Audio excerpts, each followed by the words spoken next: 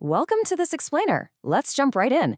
If you're a dog lover who also happens to battle allergies, the whole concept of a hypoallergenic dog sounds almost perfectly tailor-made, doesn't it? The idea that you could have a furry companion that sheds less, produces fewer allergens, and absolutely won't leave you reaching for a tissue box every single time you sit on the couch is, well, incredibly appealing. So let's start with the absolute most burning question for dog lovers who suffer from allergies. Do hypoallergenic dogs actually work? Are we talking about a clever marketing myth here, or is there genuine science backing up this claim? Well, as we're about to see, the answer is a whole lot more complicated and honestly a lot more fascinating than most people realize. Section 1. The promise. Okay, let's clear up the biggest misunderstanding right out of the gate. The term hypoallergenic literally just means a dog is less likely to trigger allergies. It absolutely does not mean allergy-free, and that is exactly where a lot of the confusion starts. The probability goes down, sure, but there is no magical 0% chance. Usually, this label just gets slapped onto breeds that shed less, produce less visible dander, and have hair instead of your traditional fur coat. We're talking about the usual suspects here: poodles, Maltese, Portuguese water dogs, schnauzers, Bichon Frises, and Yorkshire Terriers. Because they shed less visibly, the natural assumption is that they drastically cut down the amount of allergens getting spread around your living room. But is that actually how dog allergies work? Section 2. The real allergy culprits. Now, you might instinctively blame a dog's fur, right? I mean, it makes perfect sense. You see a clump of dog hair on the couch, you sneeze, so you blame the hair.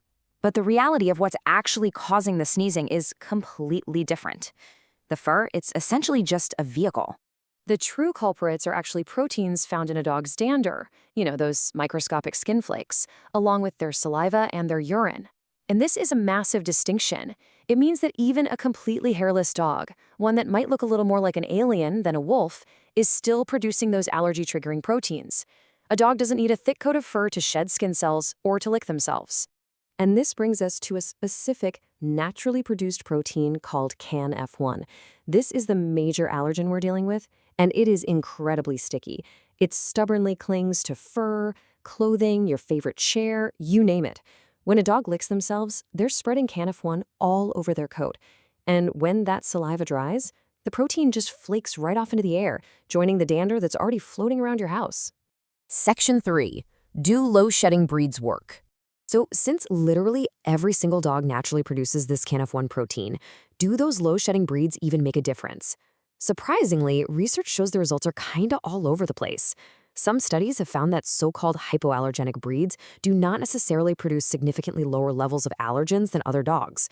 In fact, in some of the homes tested, the ambient allergen levels were virtually identical regardless of the dog's breed. Yet, despite that data, many allergy sufferers genuinely report feeling so much better around certain breeds. So what's the missing link? It really comes down to how they spread it. Think of a heavy-shedding dog, like a golden retriever, as a literal sprinkler system for dander and saliva-coated hair, just distributing those allergens widely into every corner, carpet, and air vent in your home. Low shedders, on the other hand, don't necessarily produce less of the CANF1 protein, but their tight, curly hair keeps those allergens much more contained right on the dog's body, rather than launching them into the air you breathe. Plus, allergies are just incredibly individual. You might have a terrible reaction to a Labrador, but feel totally fine hanging out with a poodle, while someone else might react badly to both. Your comfort really depends on a complex spectrum of factors. Allergen production varies from dog to dog, even within the exact same litter. Your comfort is also heavily influenced by how often the dog is groomed, your home's ventilation, your personal cleaning habits, and of course, the baseline sensitivity of your own immune system. It's an entire spectrum, not a simple guarantee. Section 4. Managing dogs and allergies. So, if no dog is 100% allergy-free, how do we confidently pivot away from relying on breed labels and start managing our lifestyle? Well, the good news is you can absolutely live comfortably with a dog if you take the right steps, and it all starts with maintenance. Because the hair of hypoallergenic dogs continues to grow rather than shed naturally, frequent bathing and brushing are absolutely vital. If you aren't grooming them, all that dander and dried saliva just builds up in their coat. Regular grooming actively washes away that buildup before it ever has a chance to transfer to your couch or your carpets. And beyond grooming, you really need a holistic, whole home strategy. By putting a practical action plan in place, living comfortably with a dog goes from a pipe dream to a very achievable reality. You'll want to invest in high-quality HEPA air purifiers to catch that airborne dander, and make sure you're vacuuming frequently.